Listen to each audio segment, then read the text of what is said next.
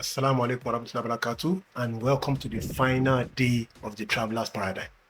Over this 30-day expedition, we have used Allah's command series for the ID, which means travel through the earth, to perform a forensic audit of our souls, our history, and our leadership. We have navigated the peaks and valleys of phase 3, and today we reach the summit. Over this month, we traveled inward to fix the mind.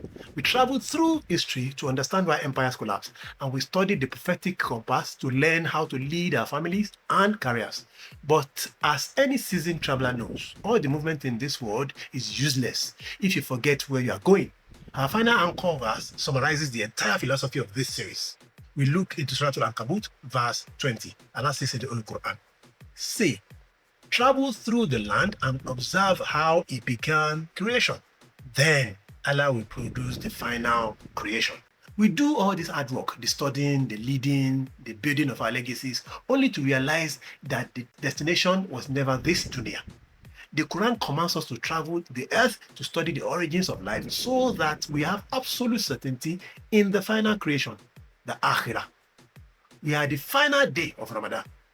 For the last 10 days, you have increased your dua, you have stood in long prayers, and many of you have sought seclusion of itikaf. You have felt that spiritual high, that rare moment where the noise of the world fades and the reality of Allah becomes clear. This month was your training camp. All of our worldly hustle is simply a metaphor and a preparation for our inevitable return to Him. You aren't just a professional, a student, or a parent. You are a traveler preparing for an eternal homecoming.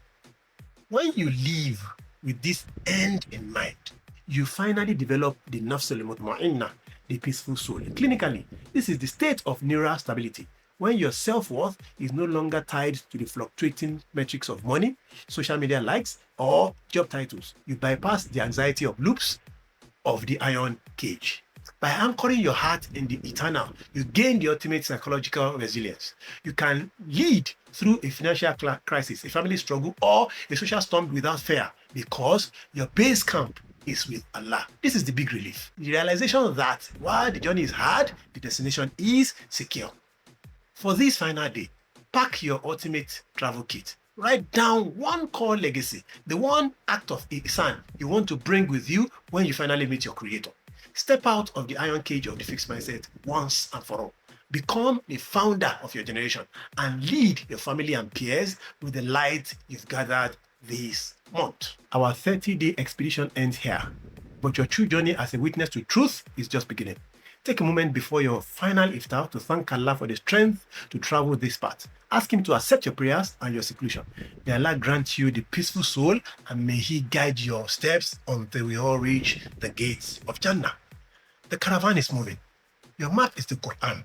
Your compass is the Sunnah. Pack your bags. I'll see you on the road. Assalamu alaikum wa rahmatullahi wa barakatuh.